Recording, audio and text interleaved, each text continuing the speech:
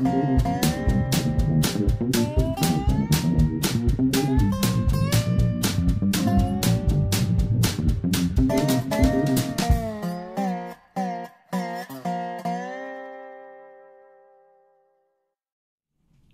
is Dave Monk, Prairie Monk, WAFT Champaign, 90.1 on your FM dial. Dave on the board. Today is December the 20th. In 2015, and as always, this is a program about environmentalism and how it affects us and how we can affect it. So I want to say something about the farmers market. Find it to be very friendly and extensive. It was the malls were full of active vendors, and I like to get storylines. If I buy something, I like to know who did it and perhaps something about the item that I buy. Craftspeople don't always have a vita or a record of what they do and what their philosophy is. The more degreed artists usually have a vita that is helpful. So I talk to people about what they do and why, and sometimes I find that they have very interesting backgrounds, and crafts may or may not be their second job, but it's their careers have been very interesting.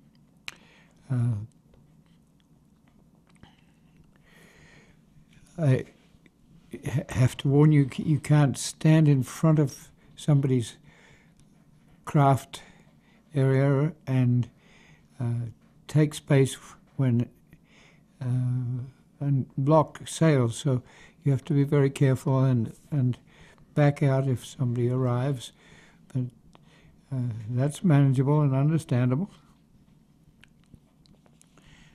I'll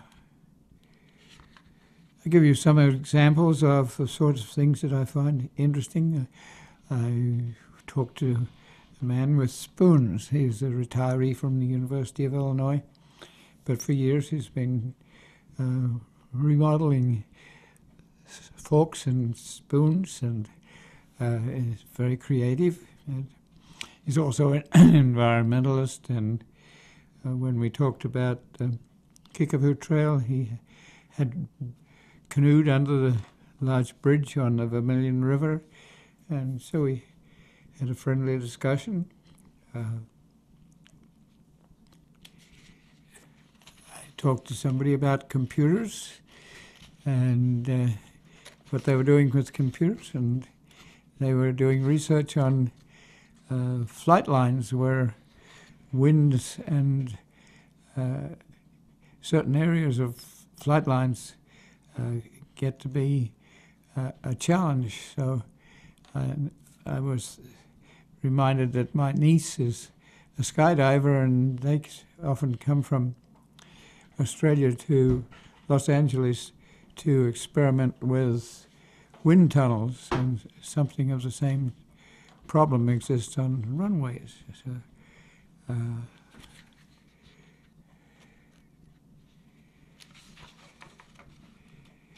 as a husband and wife that make spiders, and so I talked to them for a while, and they were from Minnesota, and so I asked them if they were Scandinavian.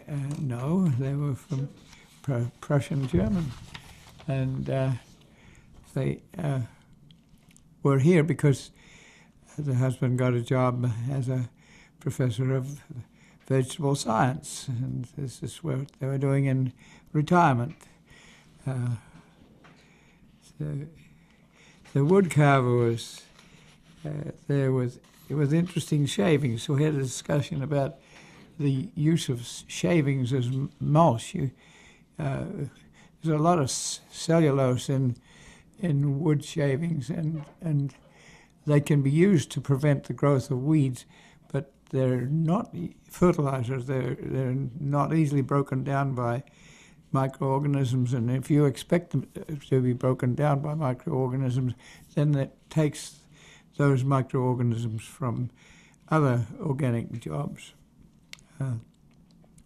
But some of the burls and things that are turned are tremendously interesting because they give you an idea of the grain, and it's if it's a bowl, it's from every which ways. And just a little statement that says that burls are on most trees. They're a result of disturbance or irritation of the tree, and they grow out as a big lump and often have small shoots on them, so that grain, when you turn down a burl, is very interesting. Might be caused by an insect, or one log rubbing against another, or something to do with an axe blaze or something like that. But just the information is interesting. The berry man was there with autumn olives, and that we had a discussion there because he had been out to Heartland Pathways at Monticello and collected autumn olives there. We were faced with this rather invasive tree, and it after a number of years it gets to be very productive of olives. They're small olives, but you spread canvas underneath it, a mature tree, and the olives can be collected on that canvas when you knock the stems or shake them, and they can be converted into preserves and sold.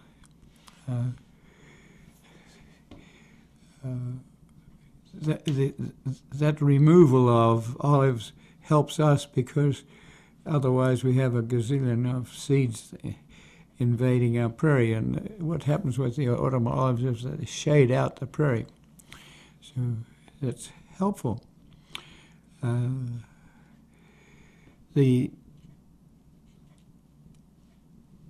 was the bottle lady on the corner, comes from Danville, and she takes liquor bottles and works them into artwork, and they sell well. And but a little conversation, and she has had a challenge of a lot of rain in Danville, and some of her activities have been inundated.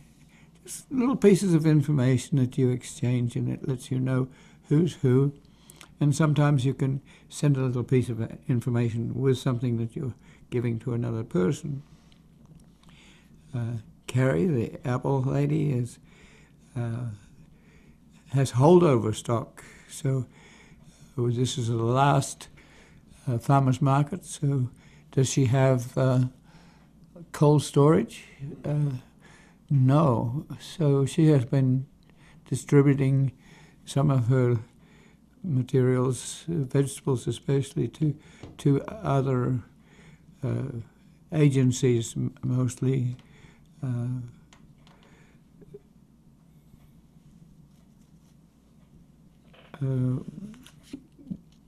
different groups that are around town that distribute food. Apples will stay over, but tomatoes won't. So that is something that you have to think about. There will be one or two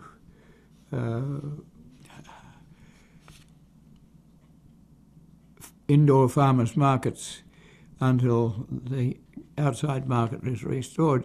So that will continue. Kim, the bee man, will be and honey. He will be away on the 9th, which is the next farmers market.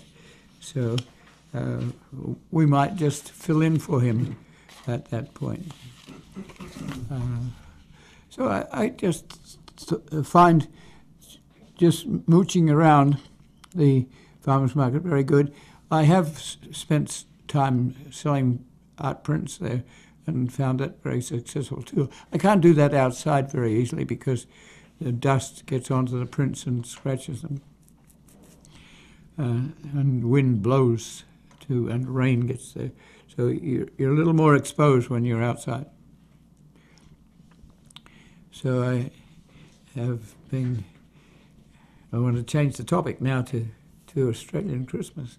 But in the meantime, let's say that this is Dave Monk, Prairie Monk, and we talk about environmental issues, and that's often what I'm talking about at the farmers market.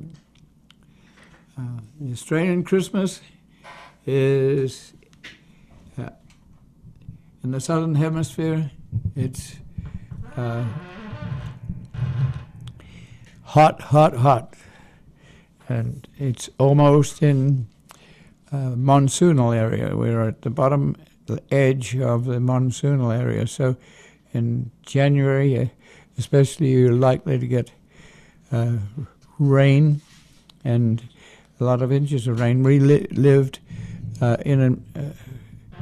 below a mountain, and that mountain would get at least 80 inches of rain a year, so there's quite a lot of rain.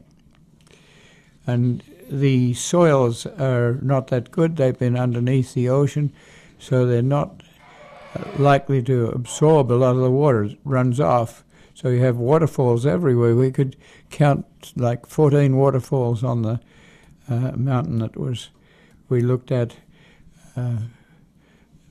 near to us. So there's no Yuletide fires because it's a time of the year when fires are likely to start spontaneously with lightning or with careless lighting of fires. And we go down to the river and get a sheoak, which is not a pine tree, but it looks like a pine tree and it simulates for same. The Christmas decorations harken back to Europe with decorations, candles, and simulated snow in the form of cotton wool and sprays on windows to simulate snow. Not everyone does that. A lot of Australians have a very Australian Christmas and don't harken back to the European background, but Santa Claus is there and the atmosphere is there. We would put a tree on the veranda and all the presents underneath and decorations. We were on a hill. The back door was at grade level. The front of the house was about 7 feet off the ground with a considerable stairway to come up into the front door. My father was a school teacher, school teacher, and the school was across the road.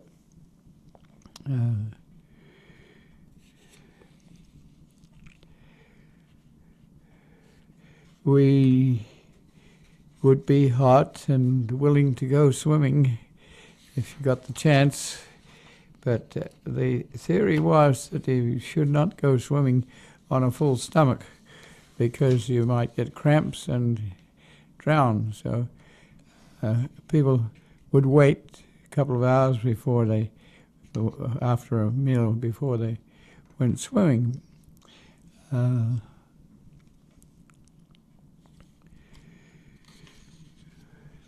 We had various spots. It depends a little on the river. If it's kind of rocky and gravelly, that's different from a sandy river. So we would often have a swing attached to a high, substantial branch of a eucalyptus tree or something like that, and you'd take the swing and swing out over the river, and then if you were knowledgeable, you could do 2 or 3 somersaults before you went into the pool. You'd be careful doing that. The better proponents would move into the water with very little disturbance of the water. It's a little bit like diving. So you're diving off a swing. And neophytes were not quite so good at that and would end up belly flopping, and that was kind of painful. But they shortly got the idea that swings were part of swimming activities. Some evil-minded types would find a couple of decent-sized stone and they'd crack them under the water. And if you haven't had that happen to you, it sends a rumble through your stomach. And so those people get chased down after a while, but they're always there, willing to create a little disturbance. I'm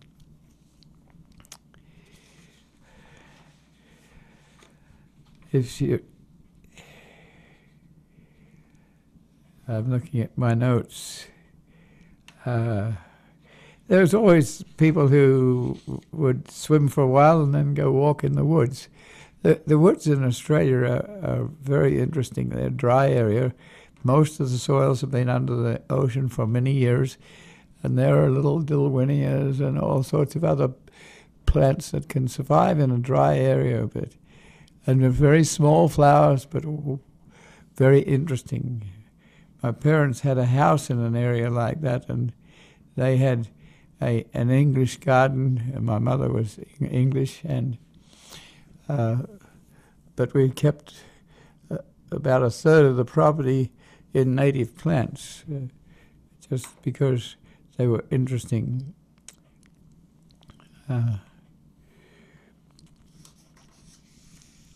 So people would wander around in the woods, and they're very open woods. The eucalypts are not tall and thin. They're sort of curly and not very good for wood, but they survive on minimal land, and you can find insects there. The cicadas are everywhere, and there are many different varieties of cicadas. There are also cicada eaters that will go out and get a cicada. They're wasps, and they have a sort of set of tunnels, and they go out and get a cicada that's probably 3 times their size and bring it back to their burrows, and they paralyze the cicada so it still lives. I think they may lay their eggs in the cicada, but it remains alive enough for the larva to get out and have food available on the spot. And we always found it interesting to go watch the cicadas being brought in, and it was sort of colonial. It's interesting that there's some discussion about ants and wasps and bees, and there is no leadership in these colonies. They seem to get along with, in nature, doing their thing without necessarily having to have a leadership. So there's some discussion in human circles as to whether we should have something more like that and a very loose sort of leadership. But we would watch. And when I went to school, I couldn't go to high school locally, so I was at a boarding school in that area. the rivers were flowing through very sandy areas, and that's where the wasps would be. And so at a boarding school, we weren't supposed to go independently swimming in the river. If you went as a sports event, and you were there with supervisors, but always we were willing to sneak out and swim in the rivers. But we would never wear our clothes, because if you got caught with wet swimmers, you were in for detention for quite a while. So, but the locals seemed to be able to handle that, and the students would enjoy, and the locals would enjoy, and sometimes the students would follow young folk who are lovers and the like, and be a little obnoxious, but that was part of the event.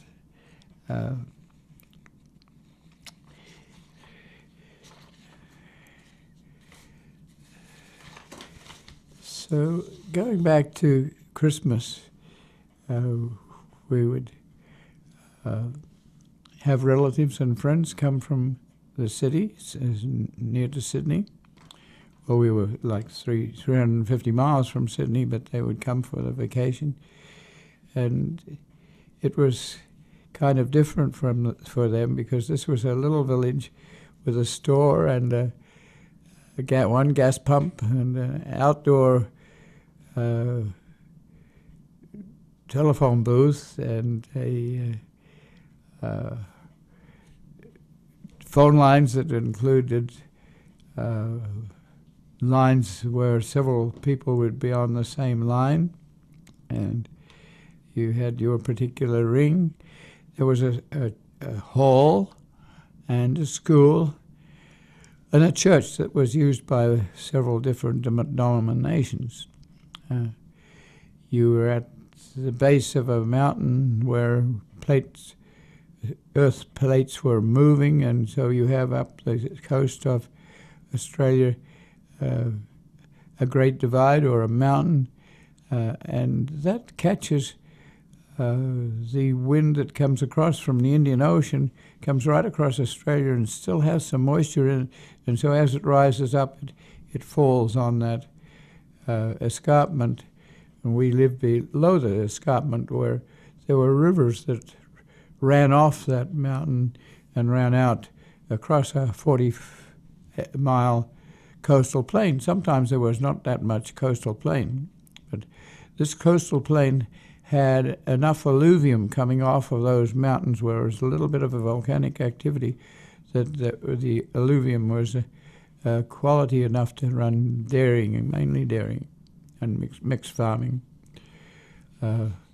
So that would be something that we would introduce our friends to. We would take the 1928 Whippet up the road that paralleled the river and crossed it at times. Mostly a dirt road, mostly rattly bridges that were put together with cross planks that made that sort of noise that allowed you to recognize when a vehicle was coming. Often you went down and across the river at a low level, and that meant that at flood time he couldn't get across the river. So we often had visitors that had come down from the Dorrigo Mountain and stayed with us, and we developed a lot of friendships with those people and kept contact for years. Sometimes they were botanists, sometimes they were just traveling people. One of them taught us how to catch eels and how to fillet eels and catfish, and those catfish and eels became part of our diet.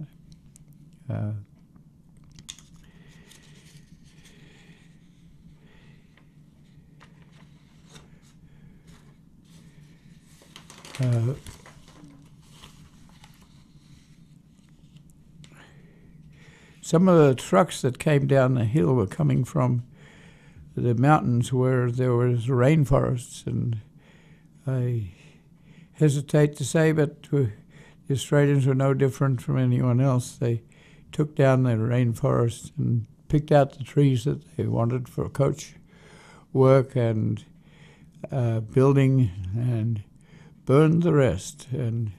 But those trucks would come down the hill, and to go across the river they would have to go down to the bridge at a low level, now been replaced by a high level bridge. It doesn't block the traffic in flood time. But you could hear the trucks revving up across the bridge, rattle, rattle, rattle, and then up the hill, and they didn't always make it, so an assistant would have to get out and put a block behind the wheels, and so then the truck would rev up and go about 2 feet and then move the block, and gradually you'd get up to the hill, and then you'd be on the crest, and that would be the most difficult piece of road to negotiate between Dorrigo on the mountains and usually Urunga or Repton. These were places on the river. There was river traffic. Some of this timber would go into making coastal steamers. They didn't have very good access. Sometimes you had to make a waterway, some sort of embankment, and sometimes the trestles that were supporting the truck access and rail access were loaded, but people would have to get into a basket, and a crane would have to lift them onto the trestle. But those trucks came fairly regularly.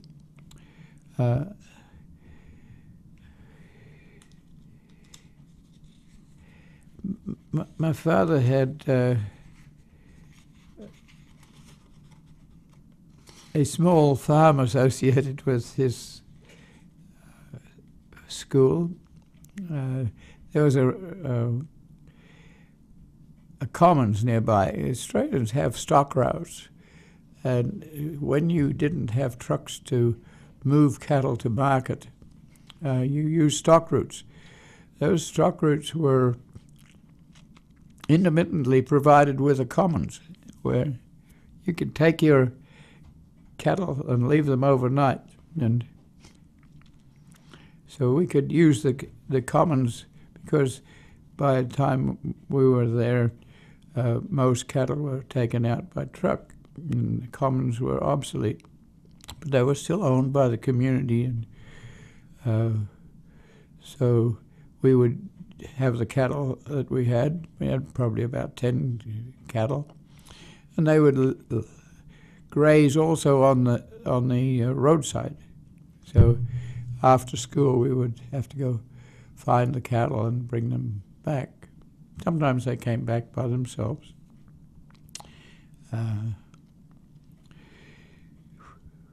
We would take visitors up the river to the headwaters, and at the headwaters there was sclerophyll forest. It was forest that got enough water and enough nutriment from the mountains around that they grew tall, very tall, and forests will grow tall when they're dense because they're climbing to the sun, and those forests were loaded with tropical birds of paradise, parrots. Sometimes if you went to a place that was sclerophyll forest, you would find you would hardly be able to talk to each other because there was so much noise between birds. Mostly parrots, but every so often we would be visited by tropical rainforest birds, often birds of paradise with long and interesting tails and very colorful. We also had a group of local birds, wrens and woolly wagtails and swallows, and we got to know them pretty well. And swallows would always alight on the linen lines along the veranda and make a mess underneath. The woolly wagtails would be nesting under the rafters, but they would always defecate out over the garden, and they were very tidy. The little wrens weighed about nothing, but they came, and my father would sit there at breakfast time and flip them breadcrumbs. And if we left the breakfast table unattended for any while, they would be up on the table and they would make for the butter and other things that they also liked. We had a greenhouse with epiphytes in it. Epiphytes are ferns that live in trees and on rocks, and they have interesting roots that absorb water from the air and also nutriment from the air. The epiphyte roots are more or less a horstoria that grabs onto something and holds the plant in place, but the nutriment is coming through those roots, and so you can take those plants and put them on a suitable substrate in your greenhouse, and they're very, very interesting. So my father created a huge greenhouse, and that was wonderful. My mother had a bench of maidenhair ferns and other interesting ferns just near our breakfast table, and she had a little frog, a little green frog that made interesting sounds, but she would take tepid water and dribble it over the frog, and the frog would wash its face with its front paw and really enjoy it. So, but we had other frogs. Over the back door there would be up to 18 big green frogs. They seemed to all be able to get along with each other. When it rained, they blew themselves up.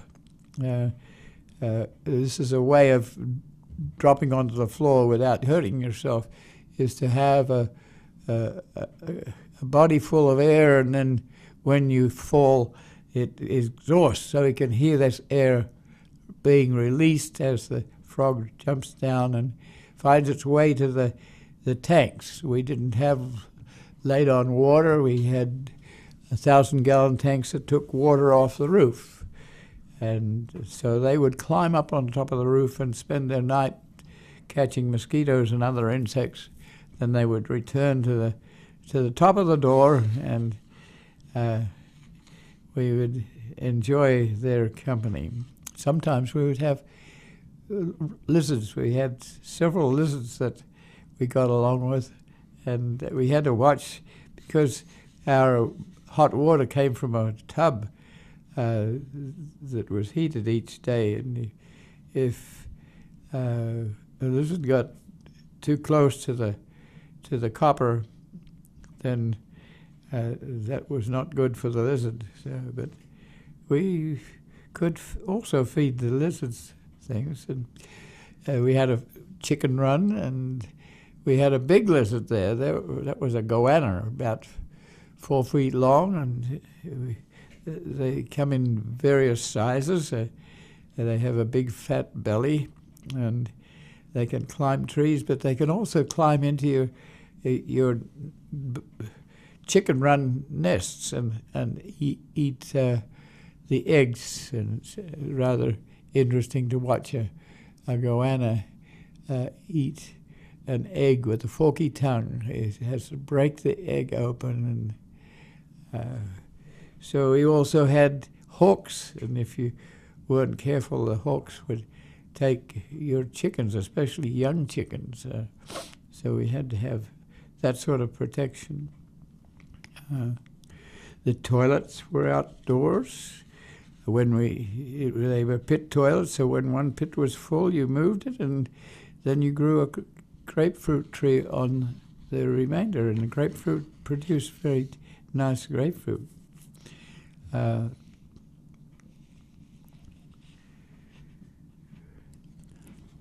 We didn't have any pigs, but we'd had chickens and we had cows, and they became our friends. We also had a dog named Hermes, and it would spend its life about 2 inches behind my father and sitting right next to him. So he was the family dog. At tropical time, when the monsoons came, we were on the tail end of the monsoons, but you could have very serious flooding. So sometimes we had to go rescue people that were marooned in their house on the bottomlands, or salvage beehives and things like that.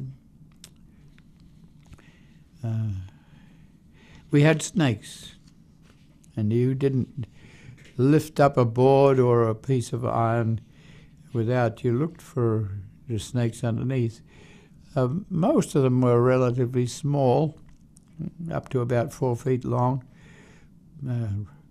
Some of them were rather poisonous, and you got to know their characteristics. Some were python-type snakes that might be 15 feet long.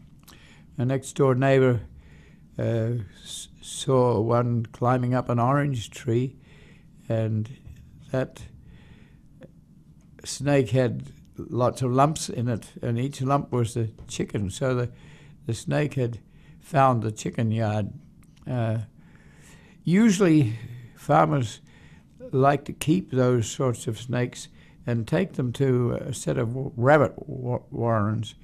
Rabbits were introduced into Australia as animals to be hunted, and once they escaped, they became a national pest because there were no native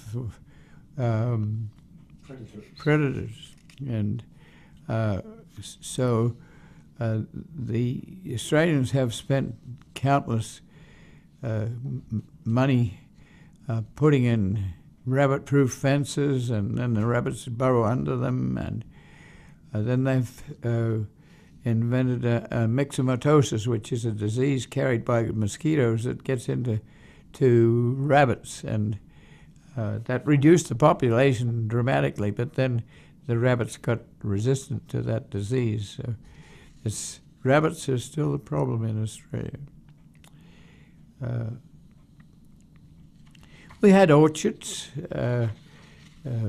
We had our own local orchard. I can remember when the Governor General came past, all the school children were lined up at an appropriate corner where near the bridge, and we had donated him a basket full of navel oranges that were almost 6 inches across there, and we were proud of doing that. He always remembered Thora because all the kids had no shoes on. We didn't do shoes. We ran around barefooted.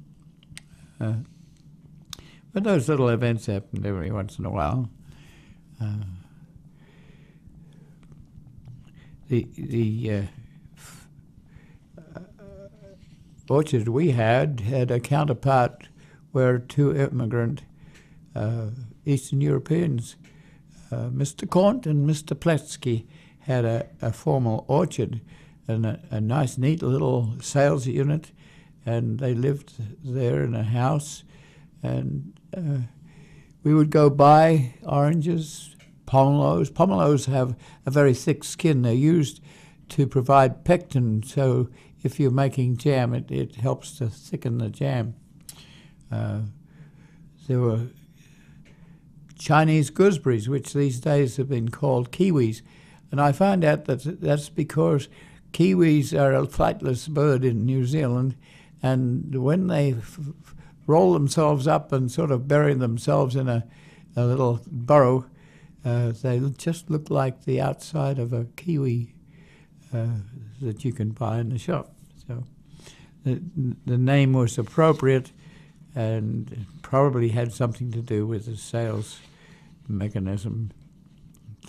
Kiwi might be easier to handle and advertise than Chinese gooseberry, but there were vines that were about 6 feet over your head, and perhaps not that high, but they were very generous with their fruiting.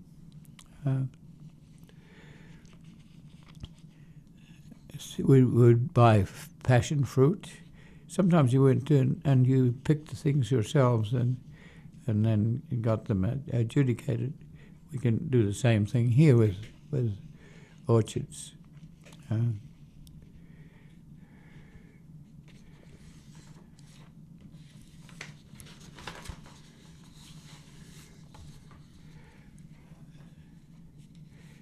Every once in a while we would go to the ocean, to a beach. My father had a background in ministry, so he would sometimes act as a locum or a temporary parson at a church where someone was on vacation. And so we would go to the beach at the same time. The Australian beaches, there's a coastal plain which is fairly brief, and then it goes down into deep water. But there was the beach, and then there was the river that ran behind. The Bellinger River ran out to the ocean. So you could boat there as well as swim, and you could tumble and enjoy climbing sand dunes and sliding down side to side. Sand dunes have a physical characteristic according to the type of sand that is there, and it has a certain fall, and the wind provides that physics, and you can start at the top of a sand dune and slide down to the bottom. Then you have to climb your way back up. And there are plants that stabilize those sand dunes, and there's an ecology there that is interesting. Just as in the river, you might find a wasp, then you would find the counterpart. And out in the water, you will find mangroves and a whole another ecosystem.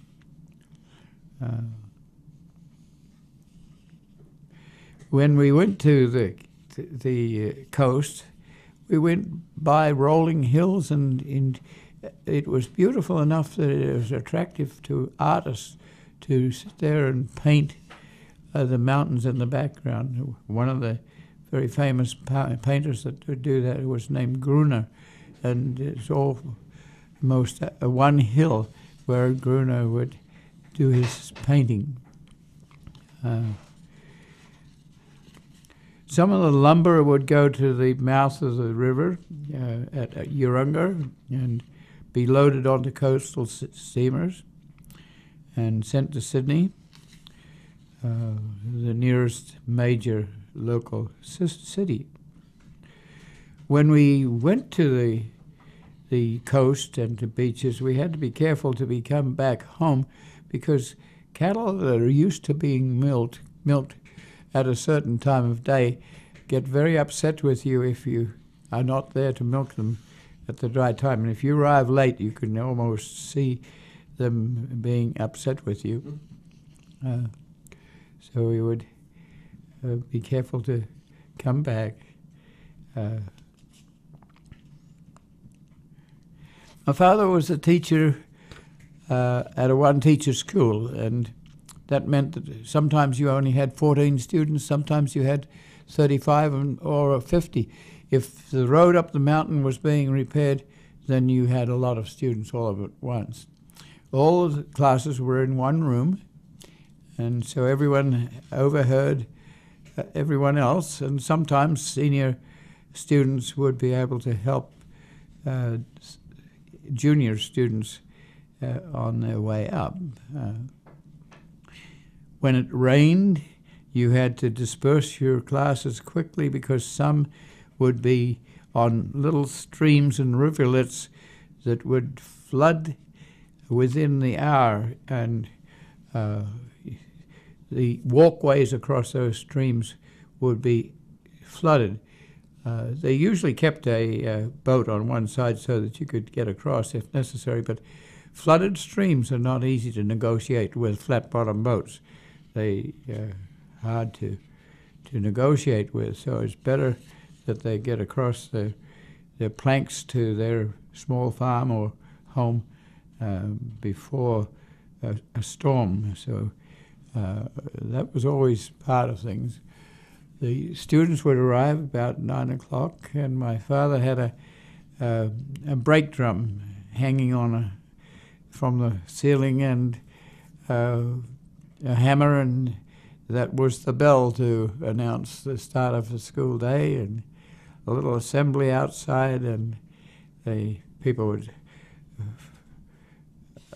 come in and take their seats in long benches, not individual seats. And so we used to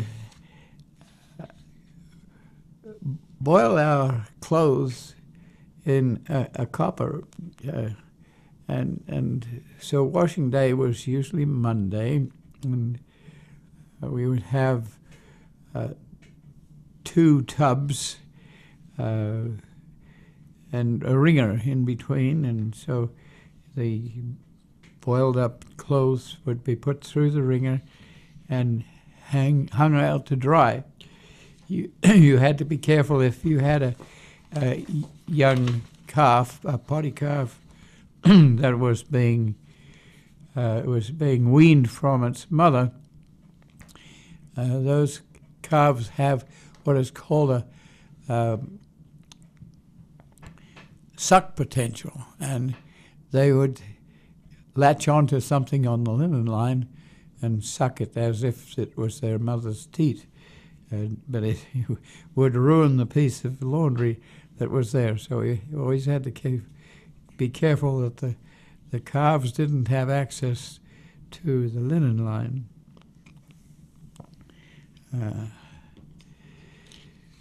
So I went to boarding school, and that was because it would have taken me half a week to get to a high school locally, and so going to a boarding school was interesting. It was an all-male school. Australia has got 5 major cities, and that's where most of the population is. The rest of the continent is fairly sparsely populated, and most of the farming is on the east coast, where where there's rainfall. So the students at agricultural college that I went to were from various places. Some were from the coastal areas, some were from the inland areas where the farming was more likely to be sheep and cattle and wheat. As with here in Oklahoma, people tended to take their agriculture further west than they should have. So they got down into 12 inches of rain and 10 inches of rain, and perhaps at not the right time of the year, and so the crops would be ineffective, and the soil would be disturbed, and we would have dust storms.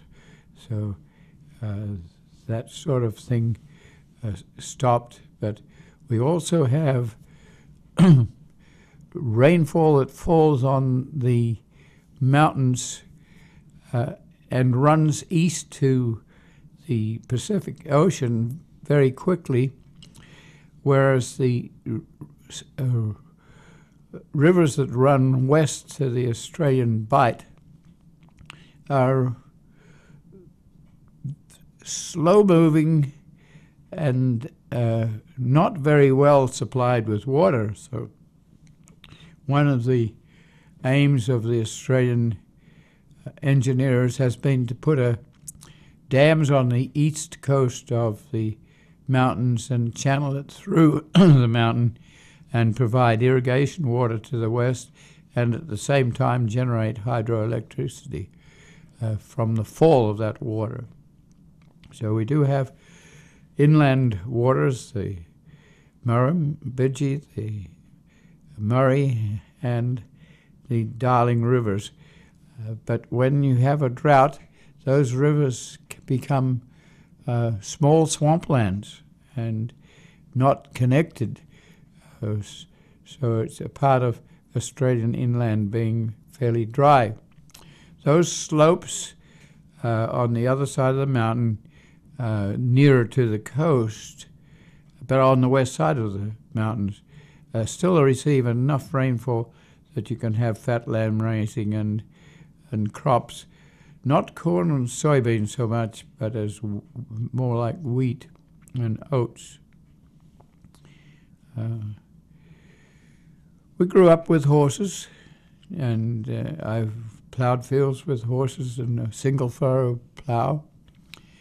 We would know the difference between a Clydesdale and a Percheron and their temperaments, and they would be the draft horses that you see today in Amish country.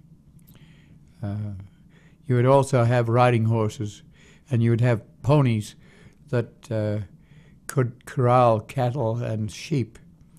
And those ponies were very good and very intelligent. And if you were a neophyte and got on one of those ponies and a cow got to move out of the corral, then the pony with on its own volition would move very quickly and almost at right angles. If you weren't very careful, you went over the head of the pony. And it was just doing what it was taught to do. But also you had if you're going to open a gate, you had to bend down and open the gate quickly, because the pony was used to going through the gate quickly, and if you didn't move appropriately, he just left you behind on the gate, more or less. So sheep raising is a different thing. When I was doing agriculture, we spent about a year of time on vacation time working with various agricultural inputs, and for a time I worked with a sheep property, and it was for wool, but mostly it was for sheep that were English breeds or mixed breeds that could be used for mutton too. So you have various ages of sheep. You have lambs, you have regular mutton sheep, and older sheep that are referred to as crackers. They're probably 5 or 6 years old. They have probably been providing wool. So you have a wool shed, and you bring the sheep into the wool shed, and you hope it doesn't rain. The wool shed is built on stilts so that the sheep can be underneath the wool shed. Then you have usually a flying group of shearers that come in. You have someone that brings in the sheep, and you have a board with several shearing stands there, and you have a system for shearing your sheep. You take a belly blow first, and then you go around the belly, and it goes through the shoulders, and And you do that so that you can end up with the fleece all in one piece. The fleece then goes to you have a pickup person that throws the fleece onto a grid so that a professional wool classer can class that wool. If it's a merino and very fine crimps, then it's worth more than say a Lincoln or a sheep that has very big crimps, perhaps an inch apart. So that would be more a mutton sheep. So the wool classer, first of all, takes out the weeds and seeds and the pizzle areas and folds that up, and that is baled and sent to places like Sydney where it is auctioned. I'm watching the clock. I think we've got 3 minutes. The sheep that are shorn are very pleased to be shorn. They move out of that shed with lots of jumps, and you then also have to be careful that it doesn't rain and they get cold because they've lost their furry coat. And dogs are very helpful in this whole management. They can do things like run around on top of sheep and catch ones that are out of order. And so the Australian sheepdog is well known as a wonderkin. But I think we're saying this is Dave Monk, your Prairie Monk, WEFT Champaign, and Merry Christmas to you, and we'll be back later. And Dave and the board, yes, we'll see you one more time before the new year. As always, the views and opinions expressed are solely those of the speakers and nobody else.